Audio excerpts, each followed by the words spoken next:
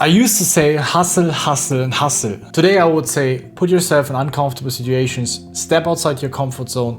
Once done, start hustling. This delusional mentality of hustle creates a lot of pain. Pain of wasting time, energy, and your resources. Working hard for literally no results, yet somehow feeling we didn't do anything wrong because we actually did what society expects us to do, to hustle. Well, chances are high you have been doing it wrong. Hard work and hustle is not everything. In fact, there's something else that is far more important than just the hard work. We have billions of people working hard every single day, from nurses, teachers, firemen, brave mothers, craftswomen, craftsmen, salesmen, and so on and so forth. Yet they live from paycheck to paycheck. You need to understand that this system, it doesn't benefit the hardest working people. On a side note, I personally think it should. In fact, nurses, policemen, doctors, teachers, and others, people who are the backbone of our society, the pillars of our country, and they should be rewarded way more. They raise and educate our children. They provide us with safety, security, and freedom. And they help us in danger. And yeah, they do so much for society, yet they are paid very, very little, despite having enormous amount of responsibility. So there's a big flaw in the system. So back to the problem with hard work. As we see, the system does not reward the hardest working people. Otherwise, those professions I was just bringing up, they would be the richest people. Though it's being celebrated on social media, right? People brag about their hustle, brag about who has the least amount of sleep, and yeah, always appearing to be busy and never taking breaks, advertising the hustle as, you know, the magic pill to success. Many, in fact, billions following it and never seeing results, which is sad. And for those who try, yeah, being extremely disappointing. Don't get me wrong, hard work is important, and it's still important pillar of becoming successful. And yet also I include myself, I've been putting way too much emphasis on it. But there's so much more to that. Once you do it correct, the hard work doesn't feel like hard work anymore. Hard work is not the key to success. And if you fail, you blame the fact. So you have been working really hard, right? And you try to be successful and then you fail and you blame the fact you actually haven't worked enough, or you haven't worked hard enough, and it's a never-ending battle. The gap between rich and poor gets bigger and bigger, having 100 times, 1,000 times, and even more wealth than the poor. Do they work 1,000 times harder? No. So they do something that accelerates their success. They do something different. No, it's not luck. No, it's not the son of someone rich that inherited a lot of wealth. That's minority. Majority have built their own wealth. Self-made millionaires who understood the principles of success. Let's be honest, we often work hard as an excuse to not feel guilty, to do nothing, to procrastinate what is important, to face the uncomfortable truth, to do the uncomfortable things, and not always the hard things. And I will share in a few moments what I mean exactly. If I look back, it was not the hard work, or not only the hard work, that made me successful in poker. It is the fact that I was smart about the way I worked. And actually quite often unconsciously. I had a circle of friends who I can relate to when things weren't going well, who had my back and put me back on track when, I was in a downswing. And yes, that was partially lucky because my friends introduced me into poker and we have been sticking together for many years. If you don't have poker friends, before you start hustling and grinding really hard, I would recommend get out there and connect with others. However, my friends back then, they all played cash game, they didn't play sim goes. So at some point, in order to grow, I need to put myself out there and also put myself in an uncomfortable situation to connect with other players and build a circle that, tournament players and sit-and-go players, so I can grow and become better. Learning how to connect with people, something that we haven't really learned. I see how people reach out to me and also reach out to others, for example, in our Discord community, and I'm baffled. How they are really not able to connect with other people. And certainly thousands of poker players try to connect, right? But they have no clue how. Seeking for value, coming across as needy, and not understanding the tremendous importance of giving value first. Again, working hard and sending messages, but never really finding the people, or finding the people where they share a similar vision or similar desires. With just a few tweaks and being smart about how to reach out, how to attract the right people, they would spend way less time and work to build a strong circle of like-minded people. But this is also a topic for a different video. However, it's not rocket science on how to build a relationship on the internet. Yet most people struggle because they have never really learned it. Rich and successful people though, they understand the law of like-minded minds working together, the law of great collaboration, bringing people together and focusing and channeling their attention on a common goal will amplify your progress and increase your chances by 1,000,000 times.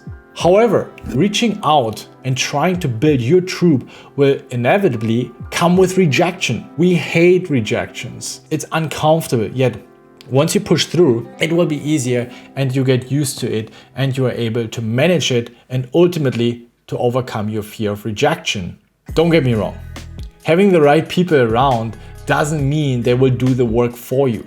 You still then need to work hard, but this is not the focus. But they will provide you with valuable input which will decrease your odds of failure. You're being able to see a different approach, perhaps a more efficient and effective approach, which will lead to saving you time and ultimately not working so hard as others. If you're on your own, because you're shy and too uncomfortable, afraid of facing rejections, well, good luck on figuring everything out on your own. Well, you might be, of course, a lucky one who succeed on your own, but chances are very small and you put in a way more effort than those who follow the law as just described, the law of working together, of great collaboration and basically benefit from the synergy effects. The next law that most transgress is the law of being weak and vulnerable, showing your flaws and mistakes, being okay with seeking help and receiving feedback. Right? In these days, everything is about being strong and flawless, but that's not true. Your entire journey is about being wrong and adjusting. Be okay with it. Be okay with others seeing you as a loser. That is their problem. That's not yours. Being okay with making mistakes, admitting it, and receiving feedback is the ultimate ability on your way to become successful. I can't stress it enough. However, it is very uncomfortable. What are most people doing it? Well, they simply cover it. Right? They fake their strength. What happens? Well, they miss out on great opportunities to learn, to receive feedback, making important corrections, and therefore having to spend an enormous amount of time on fixing things on their own. In fact, probably never ever discovering the things they do wrong and waste years on working on the wrong things just because they cannot show vulnerability and weakness. And this is a tragedy. They're wasting their talent to work hard, like really, really hard, which is just simply really sad. Another law that I see people transgressing or being too uncomfortable to follow is adjusting to new trends. So what do I mean with adjusting to new trends? Adjusting to new trends is also something I see people not being comfortable with, questioning their old tactics and approaches. If you have to adjust to a new trend, you basically have to admit that your old approach was not so effective, which our egos don't really enjoy doing. Let's, for example, take social media. Many companies and service providers yet don't understand the power of social media marketing and advertising. They complain about stupid social media and wonder why their profits keep decreasing from year to year despite working harder and harder. And this is just one example. You can also take it further in general business, right? Adjusting to the market. You can take poker, for example. People not being able to implement new strategies in their game, not being able to think outside the box simply because it's too uncomfortable for their egos. So not only uncomfortable towards others, fear of rejection, but also uncomfortable towards ourselves because we kind of have to reject the past a little bit and admit that we have been doing things wrong, which is normal. I understood the power of doing uncomfortable things very early on. Around the age of, I would say 25 or 26, I discovered one of the most powerful YouTube videos in my life, how to become more confident, from Till Gross.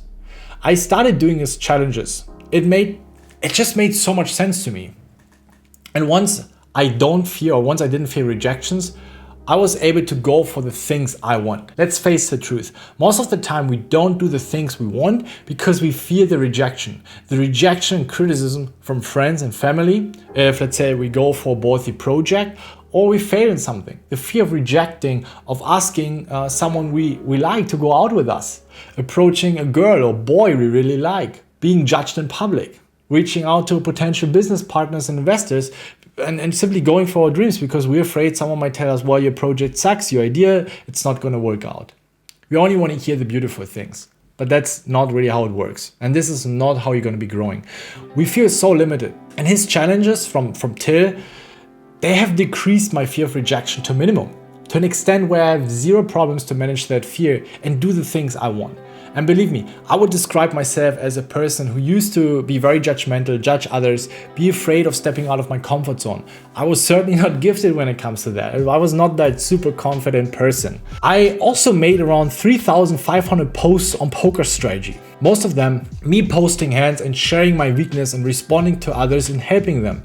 Therefore, showing my ability to provide value, helping others, being open to receive criticism and working on my goals. Now think about the following, and this might be very eye-opening for you, or at least eye-opening for me. If I would have instead spent the same time working on my own and trying things by myself, I would have never reached the level where I am today. So instead, I went in the forum, I was exposing myself, showing my vulnerability, connecting with others. I would have never met guys like Fedor, Stefan, Rainer, and all the other German crushers who helped each other to reach the highest stakes. I attracted those guys by being the person I wanted to attract. Like-minded people who have similar goals and visions. Was it easy? No. Was it uncomfortable? Yes, but I got used to it. People blaming me, laughing about me, and criticizing me. But that very input in the forum, it showed me the right path. Okay, I was doing this wrong, let's adjust. I was doing this wrong instead of figuring it out on my own. And at the same time, again, I was providing value. I showed others that then reached out to me. Hey, this is a guy that loves helping each other. I can benefit from him. He can benefit from me. That's going to be great collaboration. So first, set up the right environment by stepping out of your comfort zone. Then start working hard. In fact, the hard work will feel much easier. Don't reverse it. Don't just work hard for the sake of working hard, or you will waste a lot of time. In fact, you will waste years.